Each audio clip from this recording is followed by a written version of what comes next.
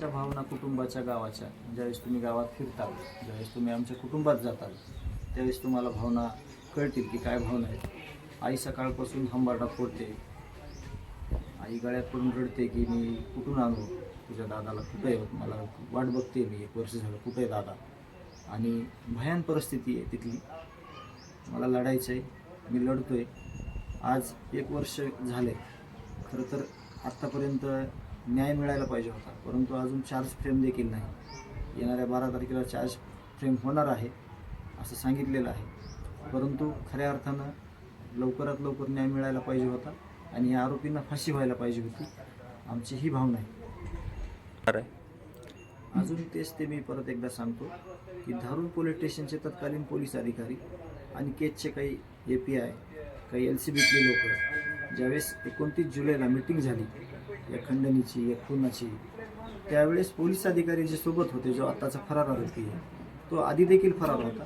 खरं तर त्यांना विचारलं पाहिजे की हा फरार आरोपी कुठं आहे, आणि ज्यावेळेस फरार होता, ज्यावेळेस गुन्हेगारी करत होता, त्यावेळेस तुम्ही त्याला सोबत घेऊन त्याला जे अभय दिलं, त्या अभय दिल्यामुळं त्यांनी हे पुढचं प्रकरण केलं. आणि याचे सगळे गुन्हेगार सर्वस्व हे प्रशासनातील तत्कालीन पोलीस अधिकारी आहेत, ज्यांनी या आरोपीला पाठबळ दिलं, या आरोपीला समर्थन दिलं. ही श्रद्धांजली वाहू शकत नाही. माझा भाऊ जरी आज नसला तरी मी त्याच्या विचारावर, त्यानं दिलेले मला संस्कार, आमच्या दोघांचं जे बॉन्डिंग होतं दोघांचं, त्यावर मी पुढं जाणार आहे.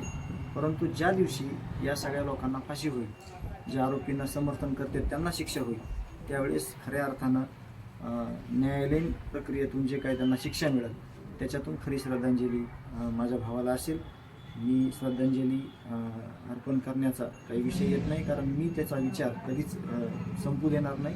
त्याचे विचार, त्याचे आचार, त्याचं जे रोजचं काम होतं किंवा जे समाजाची सगळं सामाजिक सलोखा होता, ते कधीही कमी होऊ देणार नाही. आणि मी त्या पावलावर पाऊल टाकून जे माझं गाव आहे, जे माझ्या सुखदुःखात आत्तापर्यंत सगळे लोक आलेले, त्यांना कधीही मी पण त्यांच्या सगळ्या गोष्टीमध्ये इन्व्हॉल्व्ह होऊन, त्यांनी जसं मला माझ्या पाठीवर हात ठेवला, मला आधार दिला, तसं मी देखील प्रामाणिक प्रयत्न करणार आहे.